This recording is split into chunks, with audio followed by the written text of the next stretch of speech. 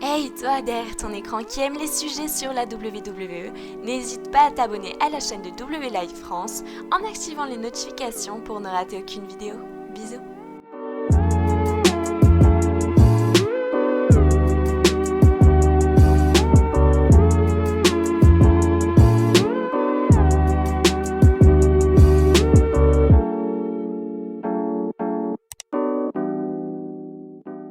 Hello everyone and welcome to my YouTube channel W Live France for the video AEW Fighter Fest 2020 Preview. J'espère que vous allez bien aujourd'hui en ce lundi 6 juin, c'est ça, lundi 6 juin, eh oui, ça y est, on y est, on arrive, Fighter Fest soir 2, c'est bien mercredi soir déjà les amis, donc j'espère que vous allez bien aujourd'hui en ce début de semaine. Je sais que c'est les vacances pour tous les écoliers, les lycéens, les collégiens, même ceux qui sont à l'école, les plus petits qui me regardent, bisous à vous. Je sais que tout le monde est en vacances actuellement, donc c'est la fête, moi je ne le suis pas, mais voilà, j'ai repris le boulot aujourd'hui, donc si vous voyez que je suis un peu fatigué, c'est normal, mais c'est pas grave, tranquille. Avant de commencer, je tiens à dire également, avant qu'on pose la question, si vous voyez que j'ai du blanc sur le doigt, comme ça ici, voilà, je vous le montre comme ça. En fait, c'est pour la simple et unique raison que ça y est, je ne porte plus de pansement.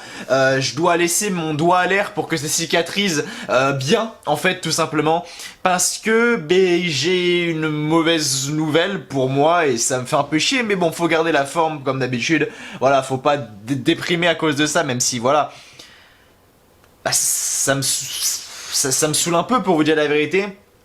C'est que, malheureusement, mon doigt, comme vous savez, j'ai subi une opération il y a quelques semaines maintenant. Et en fait, j'ai eu la nouvelle.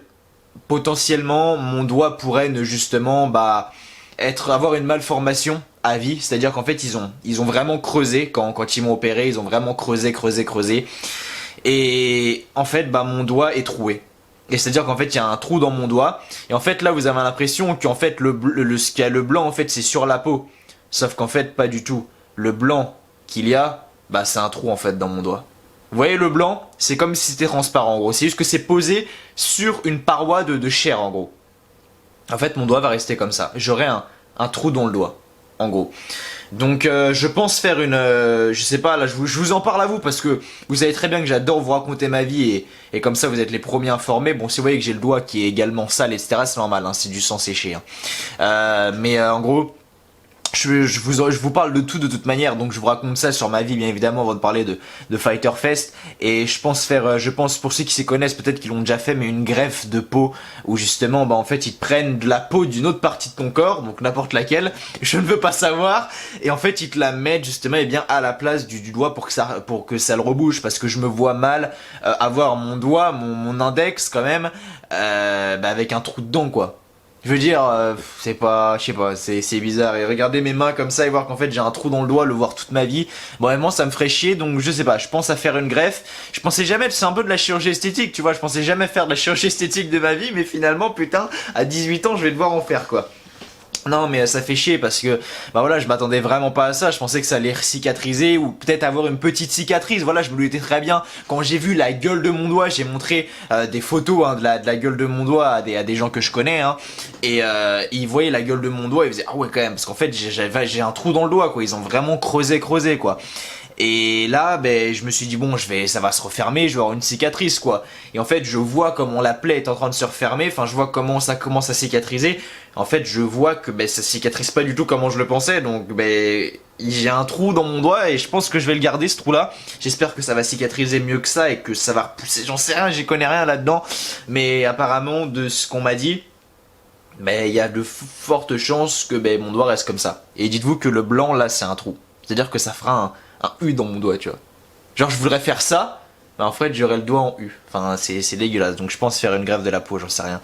Je verrai bien. Bref. En tout cas, merci à vous de me rejoindre aujourd'hui sur cette review de Fighter Fest. Je sais pas pourquoi je vous parle de ça, mais je voulais vous en parler quand même. Mais voilà, c'est pas pour ça qu'on va... C'est pas pour ça qu'on va... comment? J'ai même pas les mots, c'est pas pour ça qu'on va...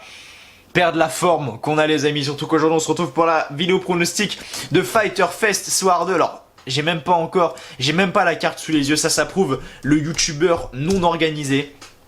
carte de AEW Fighter Fest 2020, soir 2 les amis, voilà, on y est, ok, hop là, c'est bon, je crois qu'on y est, oui, on y est, nickel, voilà, ça y est, j'ai la carte sous les yeux. Est-ce que vous êtes prêts pour parler de AEW Fighter Fest soir 2 les amis? Alors, déjà, AEW, tu vois, je regardais une vidéo de tout à l'heure, que j'ai même tweeté, n'hésitez pas à me suivre sur mon compte Twitter, où je regardais une vidéo, c'était l'entrée de Chris Jericho du côté de Revolution, et c'est un fan qui l'a filmé, et il faut vraiment que j'aille à un show de la AEW. Écoutez la foule sans déconner quoi. Je la connais pas la musique de Jericho hein. Mais la foule est là en train de chanter comme des malades. On va avancer un peu. Écoutez là. Quand la musique va arrêter, va s'arrêter. Là.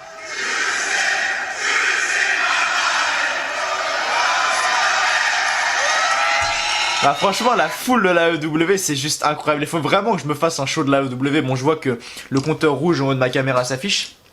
Mais faut vraiment que j'aille à un show de la AEW, un de ces quatre. Si un jour ils viennent en France, la AEW, bah, et que j'ai le choix entre mettre un billet sur AEW ou WWE, je prends AEW parce que déjà premièrement je l'ai jamais fait et ça me ferait plaisir de le faire. Mais faut vraiment que je me fasse des shows aux States quoi. Faut vraiment que...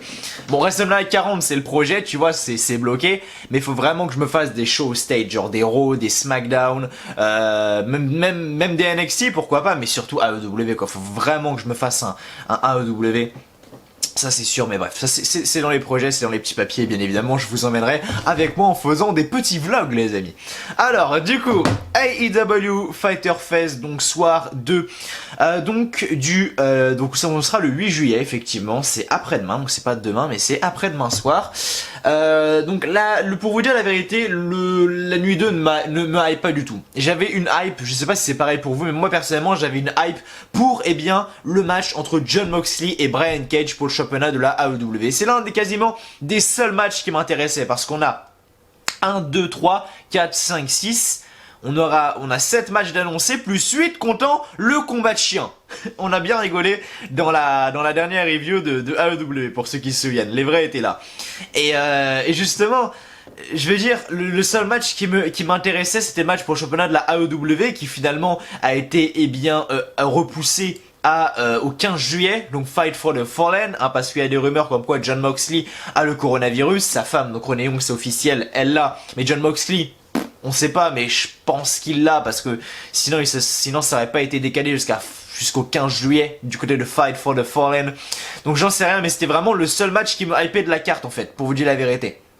C'était le seul match où je me disais, putain, j'ai envie de voir ce qui va se passer. Jon Moxley, Brian Cage, tu vois. Championnat de la AEW, ma gueule. Et finalement, nada, on n'aura même pas ça. Et après, on a que des matchs, mais qui, pour vous dire la vérité, ne m'intéressent pas. Pour vous dire la vérité, ne m'intéressent pas. On a Chris Jericho face à Orange Cassidy. Je sais que tout le monde adore.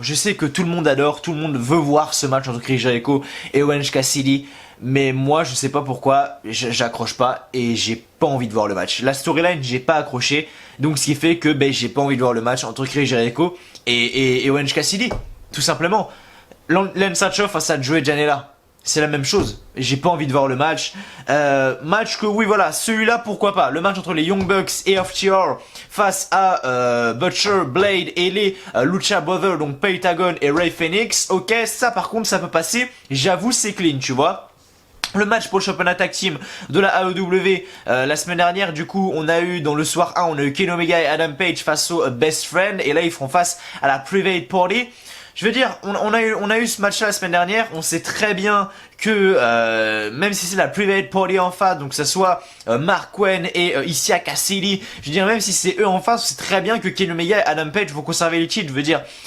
Aucun suspense là-dedans, on aura SCU quand même face à Colt Cabana et Brody Lee, hein, donc Christopher Daniels et Frankie Kazarian face à Colt Cabana et Brody Lee, donc là un match qui peut être intéressant pour vous dire la vérité, mais voilà, c'est pas Brody Lee, bon, il a fait ses débuts du côté de la AEW, ok c'est bien, il est chef de la Dark Order, c'est très bien, j'aime beaucoup ce qu'il fait actuellement.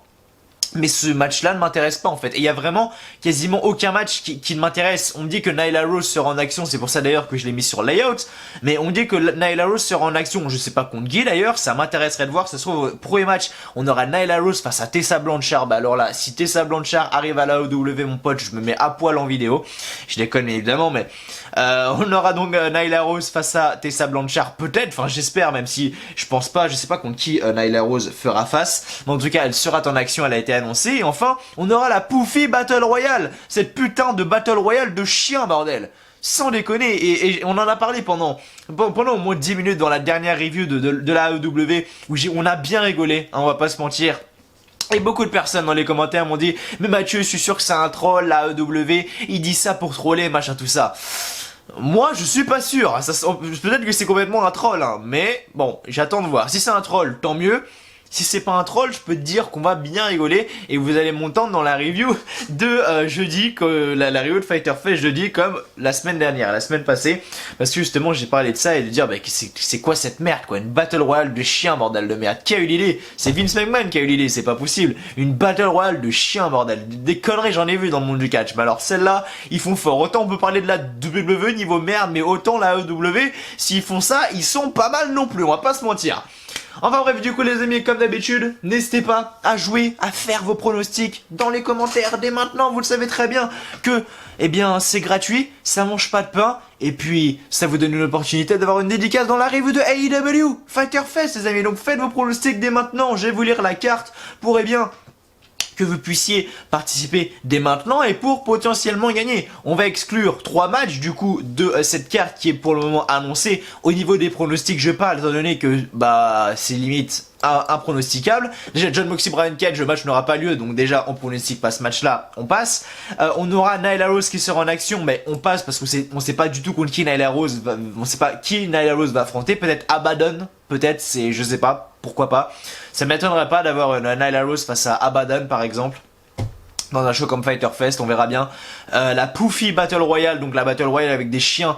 Si toi derrière ton écran, t'arrives à me donner le nom du chien qui gagne cette putain de Battle Royale, je sais pas ce que je fais mon pote, mais franchement t'es le boss, réellement je te respecte.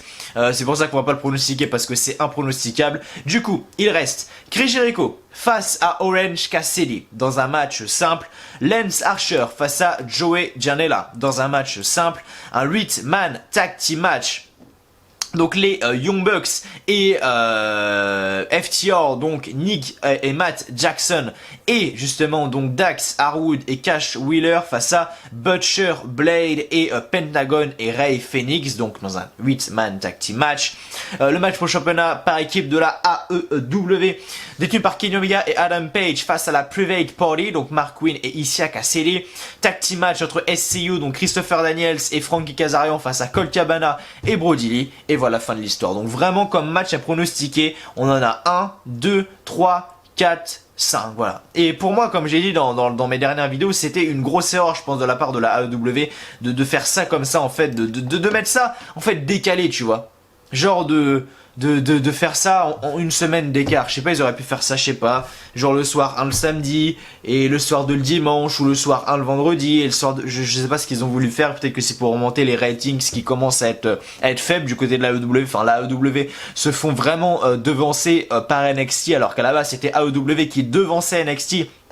Si vous savez très bien que NXT et la AEW sont en concurrence, et justement la AEW à un moment mais détruisait au niveau des audiences NXT, et puis finalement ces dernières semaines là c'est NXT qui détruit la AEW au niveau des audiences. Donc peut-être que c'est pour ça qu'ils font autant de matchs de championnat comme ça, des shows annuels, enfin des shows spéciaux entre guillemets comme Fighter Fest. La semaine prochaine du coup on aura Fight for the Fallen, je sais pas, j'en ai pas la putain de moindre idée, mais en tout cas c'est ce que je pense les amis. Donc voilà, bah, j'ai plus grand chose à dire. Je pense qu'on peut partir tout de suite pour les pronostics de AEW Fighter Fest 2020. De toute façon, les vidéos pronostics, vous savez très bien qu'elles ne sont pas longues, mais voilà, merci à vous. Avant de commencer, donc voilà, je tiens à vous remercier bien évidemment de me rejoindre sur cette review de AEW Fighter Fest 2020. J'espère que vous allez bien, j'espère que vous êtes en forme, j'espère que vous êtes contents d'être en vacances surtout parce que ça y est, c'est les vacances pour bon nombre d'entre vous. Donc du coup voilà, j'espère que vous profitez, n'hésitez pas à me dire si vous allez bientôt partir, si vous allez partir cet été, surtout où, peut-être que on va se retrouver cet été si moi j'ai des vacances, je sais toujours pas si j'ai des vacances, mais c'est peut-être que ceux qui vont dans le sud, vers Perpignan, vers Argelès, si vous connaissez. Première semaine. Ah non, là non, la caméra qui coupe au plein moment où je parle de mes vacances. Non, là, par contre, la batterie, détends-toi. J'ai mis ta copine, tu vas aller charger et on va changer après. Putain, bref. Bon, je disais du coup, pour ceux qui vers mi-août sont du côté de Perpignan, du côté de Argelès et qui sont également du côté de Montpellier, Arles, etc. Ben il y a peut-être moyen qu'on se croise cet été. Si je pars en vacances, je vous en informerai en vidéo, bien évidemment. Donc du coup, allez les amis. Donc, alors, on est parti tout de suite pour les pronostics de AEW Fighter Fest. C'est parti. Allez, on perd pas plus de temps que ça. C'est parti. Donc alors, premier match de cette carte qu'on va pronostiquer les amis, c'est le match tag team entre FTU, donc Christopher Daniels et Frankie Kazarian, qui vont affronter donc Colt Cabana et Brody Lee les amis. Alors là, c'est un pronostic assez compliqué, étant donné que SCU sont vraiment pas mal dans le ring, ils sont légèrement mis en avant du côté de l'AEW ces dernières semaines, et de l'autre côté on a Colt Cabana et Brody Lee qui sont une équipe vraiment toute fraîche, hein, pour vous rappeler un petit peu l'histoire. Brody Lee est donc le chef de la Dark Order et Colt Cabana enchaînait les défaites, et donc du coup Brody Lee est arrivé pour proposer à Colt Cabana de rejoindre la Dark Order. Colt Cabana qui a du coup accepté étant donné qu'il est avec Brody Lee. Donc voilà, c'est compliqué parce que d'un côté on a SCU qui commencent à être mis en avant du côté de la AEW, enfin pas commencent mais qui sont mis en avant par la AEW ces dernières semaines, et puis de l'autre côté on a Colt Cabana et Brody Lee qui eux également sont une équipe toute fraîche en fait. Et je pense que la AEW compte également sur Colt Cabana et Brody Lee lors de ces prochaines semaines. Donc étant donné que c'est tout nouveau, étant donné que c'est tout frais, étant donné que je vois mal Brody Lee perdre pour l'un de ses premiers matchs à l'AEW, même s'il en a déjà fait plusieurs, j'ai pronostiqué Brody Lee. Voilà, Brody Lee et Colt Cabana gagnent face à SCU. C'est mon pronostic, c'est mon dernier mot. Match tag team AEW, Kenny Omega et Adam Page, donc les champions, face à la Private Party, donc Mark Quinn et Issa Cassidy. Voilà, comme j'ai dit tout à l'heure, c'est un match qui pour moi devrait être enlevé de la carte, pour vous dire la vérité, parce que oui, on va avoir un bon match. Oui, la semaine dernière on a eu un bon match entre Kenny Omega et Adam Page face au Best Friend. Oui, j'avoue, on a eu un très bon match. Là également on va avoir un bon match entre Kenny Omega et Adam Page face à la Private Party, mais on sait très bien au final que Adam Page et Kenny Omega vont conserver les titres. On le sait tous, toi tu le sais, moi je le sais. Donc voilà, c'est bien de mettre un match comme ça, mais qui n'a aucun suspense, et j'ai peur que le AEW Fighter Fest Soir 2 soit en fait le résumé du Soir 1 qu'on a eu bien la semaine dernière, où justement, ok, c'était un bon show Fighter Fest, mais ça s'arrête là, c'était pas non plus exceptionnel, c'était un bon show, mais voilà, il n'y avait pas de surprise, il n'y avait pas de... Ouais, c'était prévisible en fait, et j'ai peur que ce Fighter Fest là soit exactement le même en fait, donc je sais pas, on verra bien, mais en tout cas, je pronostique Kenny Omega et Adam Page, pour moi c'est sûr qu'ils vont conserver les titres. Les Young Bucks et FTR face à Butcher, Blade et les Lucha Brothers les amis. Alors là, vraiment, je pense qu'on va avoir une future storyline dans les prochaines semaines entre les Young Bucks et FTR, je pense. Donc à mon avis, ça va péter dans le match entre les Young Bucks et FTR, à mon avis. Nick et Matt Jackson vont vraiment s'embrouiller avec Dax Harwood et Cash Wheeler, hein, je pense. Et du coup, ça va profiter aux Lucha Brothers et à Butcher et Blade, je pense, pour gagner le match. Donc voilà, pour moi, ils vont construire une future storyline entre les Young Bucks et FTR dans les prochaines semaines. Donc je vois une victoire donc de Butcher et Blade et les Lucha Brothers, donc Pentagon et Ray Phoenix pour ce match là, parce qu'à mon avis ça va péter et il va y avoir quelque chose de... Voilà, il va se passer quelque chose entre les Young Bucks et FTR. Retenez bien ce que je vous dis, vous verrez bien par vous-même mercredi soir. Se trouve il va rien se passer. Mathieu, ferme ta gueule. Ensuite du coup Lance Archer face à Joey Janela. Bon là pour moi c'est un pronostic assez simple, hein, pour vous dire la vérité, voilà, comme j'ai dit, pas réellement de suspense là-dedans, hein. Lance Archer, voilà, pour moi ça, je vais pas dire que ça va être un squash match, mais presque, je pense. Voilà, je pense réellement que Lance Archer va démolir Joey Janela en quelques secondes, en quelques minutes peut-être. Donc à voir, mais à mon avis Lance Archer, pour moi, victoire de Lance Archer et de loin, haut la main la victoire de Lance. Et ensuite du coup, dernier match du coup de cette carte, c'est Chris Jericho face à Orange Cassidy. Et là c'est très compliqué. Là c'est très compliqué parce que d'un côté on a Chris Jericho, hein, voilà, c'est pas n'importe qui quand même. Je vais pas vous répéter qui c'est Chris Jericho parce que tout le monde le sait. Et de l'autre côté on a Orange Cassidy, le petit jeune qui essaie de faire ses preuves et le petit jeune qui marche plutôt bien du côté de la AEW. C'est lui qui fait énormément vendre, c'est lui qui fait énormément vendre ses t-shirts, etc. Donc là c'est vraiment dur comme comme décision, comme pronostic, et ça sera un hasard pour moi. Voilà, parce qu'actuellement, à l'heure actuelle, je ne vois personne perdre et je vois personne gagner en fait. Pour vous dire la vérité.